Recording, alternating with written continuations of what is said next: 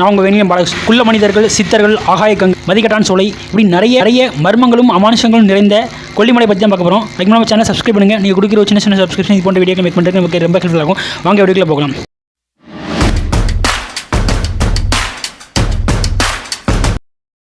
கொல்லிமலை எக்ஸாக்டாக எங்கே இருக்குது பார்த்தீங்கன்னா, தமிழ்நாட்டுடைய சென்டர் ஆஃப் த பிளேஸில் இருக்குது. இது நாமக்கல் மாவட்டத்தில் இருக்குது. 72 அதாவது ஹேர் பெண்டு கொண்டை ஊசி வளைவுகளை கொண்டது. இதில் போகணுன்னா கண்டிப்பாக ஒரு தனித்திறமை வேணும். அந்தளவுக்கு எல்லாருமே வண்டி ஓட்டுறவங்க எல்லாருமே இதில் மேலே போக முடியாது. ஏன்னா ரொம்ப சவால்கள் நிறைந்த அது வளைவுகளை கொண்ட அபாயகரமான வளைவுகளை கொண்ட இந்த கொண்டை ஊசி தான் இது. கொல்லிமலைங்கிறது பொதுவாக பார்த்திங்கன்னா ஒரு நிறைய ரகசியங்களும் அமானுஷங்களும் நிறைந்தது தான். கொல்லிமலை பார்த்திங்கன்னா ஒரு தமிழ்நாட்டில் இருக்க சுற்றுலாத்தலங்களில் ஒன்று. இதில் பார்த்திங்கன்னா நிறைய பேர் தமிழ்நாட்டை தவிர நிறைய சுற்றுலாத்தலங்களுக்கு போயிருக்கிறாங்க. ஆனால் கண்டிப்பாக தங்களுடைய வாழ்க்கையில் கொல்லிமலைக்கு போகிறது ரொம்ப ரொம்ப முக்கியமானது. ஏன்னா நம்ம போகும்போது பார்த்திங்கன்னா கண்டிப்பாக கடல் பக்தியோடு தான் போகணும். ஏன்னா அப்படி கடல் பக்தியோடு நம்ம போகாமல் சும்மா யதார்த்தமாக போனோம்னா இல்லாட்டா ஒரு கெட்டணத்தோடு போனோம்னா கண்டிப்பாக நம்மளுக்கு ஒரு ஆபத்தை விளைவிக்கும். அப்படி என்னென்ன அமனேஷங்கள் இருக்குது அப்படிங்கும்போது ஸ்டெப்பாக பார்க்கலாம். ஃபஸ்ட்டு பார்த்திங்கன்னா இங்கே சித்தர்கள் வாழ்றதா கருதப்படுது. சித்தர்களும் இருந்துட்டு இருக்கிறாங்க.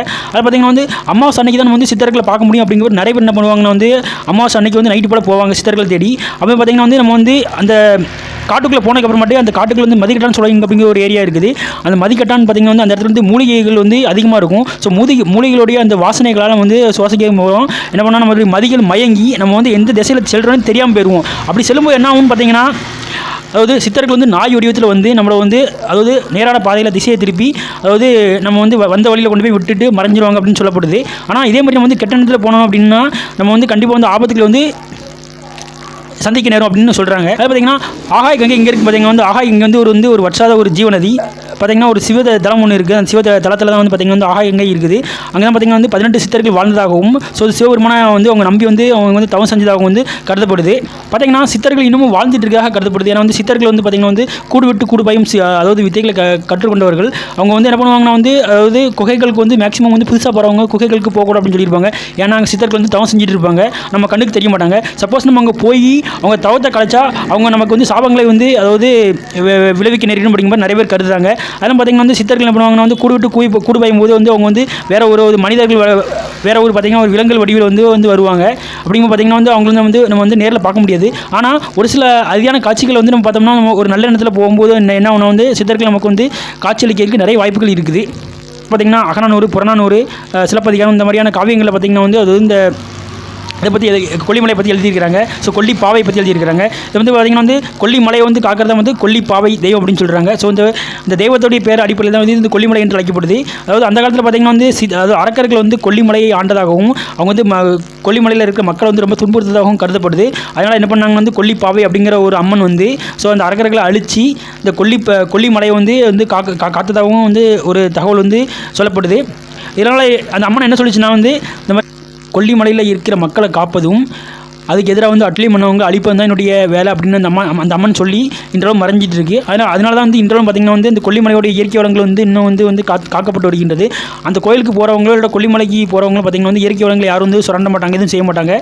இன்றைய அளவும் பார்த்திங்கன்னா எல்லாருமே அப்படி தான் இருந்துட்டு இருக்காங்க. காரணம் அந்த அம்மன் மேலே இருக்கிற பயம் தான். இது பார்த்திங்கன்னா கொல்லிமலையில் இருக்க இந்த கொல்லிப்பாவை எங்கே இருக்குன்னு பார்த்திங்கன்னா கோயில் உள்ள தள்ளி இருக்குது. ஸோ இதில் இந்த கொல்லிப்பாவை அப்படிங்கிற ஒரு கொல்லிப்பாவை இருக்கக்கூடிய கோயிலுக்கு இதுவரைமே யாருமே போனே கிடையாது.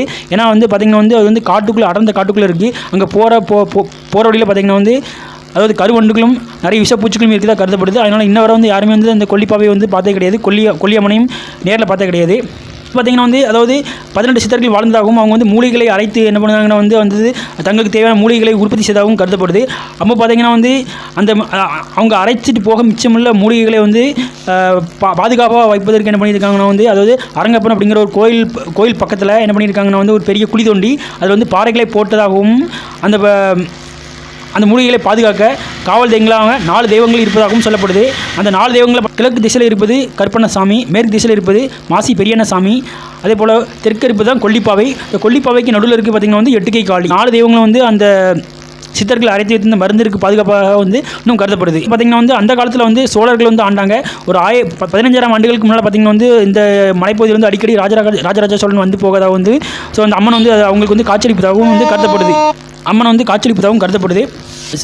ஜோதிப்புல் அப்படிங்கிற ஒரு மூலிகை இருக்குது. இந்த மூலிகையில் தான் சித்தர்களும் குள்ளர்களும் அதிகம் வச்சுருப்பாங்க. ஸோ அவங்க வச்சு இது சுவாசிக்கிறனால என்ன பண்ணுவாங்கன்னா கூடு விட்டு கூடு பாயும் வித்தைகளை கற்றுக்கொண்டுருவாங்க. இது காரணம் பார்த்திங்கன்னா அந்த மூலிகை செடியில் உள்ள ஒரு செடியில் உள்ள மந்திரம் தான் சொல்லப்படுது. ஸோ இன்றைலும் பார்த்திங்கன்னா வந்து நிறைய பேர் பார்த்திங்கன்னா வந்து நிறைய பேர் பேய் பிடிச்சிருக்கு இல்லாட்டா பில்லி சுனியத்துக்கு வேண்டி என்ன பண்ணுவாங்கன்னா வந்து அதெல்லாம் வந்து கட்டுப்படுத்த வேண்டி இந்த கொல்லிமலைக்கு போவாங்க.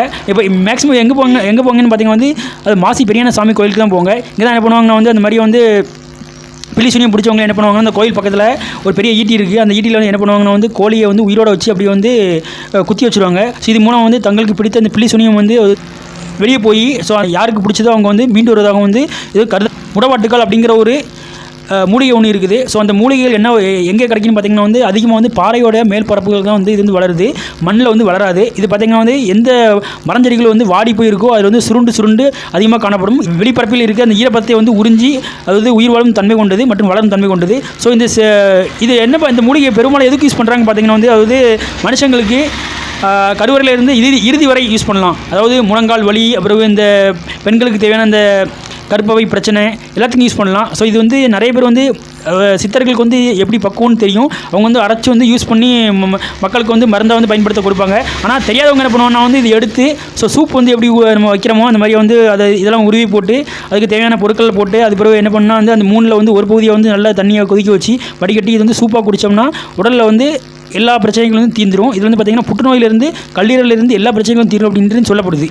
ஆடி மாதம் 18ஆம் தேதி வருஷந்தோறும் இதை வந்து என்ன பண்ணுறாங்கன்னா வந்து வாழ்வில் ஓரி அப்படிங்கிற ஒரு அரசனுக்கு வந்து என்ன பண்ணுறாங்கன்னா வந்து பண்டிகைகள் வைக்கிறாங்க. ஏன்னா அந்த காலத்தில் வந்து இந்த பகுதி வந்து ஆண்டது பார்த்திங்கன்னா வாழ்வில் ஓரி தான். கடைகள் வள்ளல்களில் ஒருத்தர் அவர் தான் இந்த பகுதி ஆட்சி பண்ணியிருக்கிறாரு. அதுமாதிரி பார்த்திங்கன்னா வந்து இது வந்து பூமியோட அடிமட்டத்தில் இருந்து ஒரு 1300 மீட்டர் உயரத்தில் வந்திருக்குது இந்த மலைப்பகுதி. ஸோ இந்த மலைகள் வந்து அதிக வந்து மூலிகைகள் இருந்தால் கருதப்படுது. அது மதிகட்டான் சோலைன்னு பார்த்திங்கன்னா வந்து அது வந்து ஒரு தனி பெரிய சாப்டர்.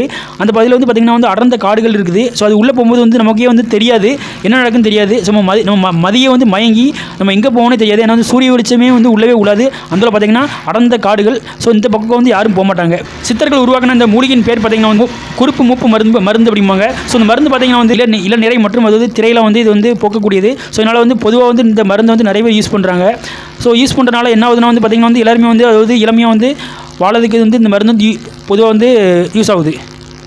வந்து சித்தர்கள் யாருக்கும் சொல்ல மாட்டாங்க. ஸோ அதனால தான் வந்து இன்றளவும் பார்த்திங்கன்னா வந்து இந்த மருந்துகளை காக்கிறதுக்கு 4 காவல் தெய்வங்கள் வந்து காவலாக இருக்குது அப்படின்னு சொல்லப்படுது. ஸோ இந்த மாதிரி பார்த்திங்கன்னா வந்து நம்ம ஊர்லேயே வந்து இந்த மாதிரியே சுவாரஸ்யமான நிகழ்ச்சிகள் நிறைய இருக்குது. ஸோ இந்த கொல்லிமலைங்கிறது வந்து அனைவரும் வந்து கண்டிப்பாக சென்று பார்க்கக்கூடிய ஒரு பகுதி. ஸோ கண்டிப்பாக எல்லாரும் தங்களுடைய வாழ்க்கையில் ஒரு முறையாவது கொல்லிமலையை சென்று பாருங்கள். கொல்லிமலையை பற்றி இன்னும் நிறைய ரகசியங்கள் இருக்குது. இது வந்து நம்ம இன்னொரு வீடியோவில் பார்க்கலாம். புதுசாக நிறைய ரகசியங்கள் மற்றும் அமானுஷங்களை பற்றி இல்லாட்டா வந்து தினமும் நடக்கிற விஷயங்களை பற்றி தெரிஞ்சுக்கணும்னா நம்ம சேனலை சப்ஸ்கிரைப் பண்ணுங்கள். இதே போல் மற்றொரு வீடியோ வந்து உங்களை வந்து சந்திக்கும் வரை வந்து விரிவுபடுத்தும் உங்கள் நண்பன் நினைக்கும் பலசன். தேங்க்யூ. Hats off. தேங்க்யூ.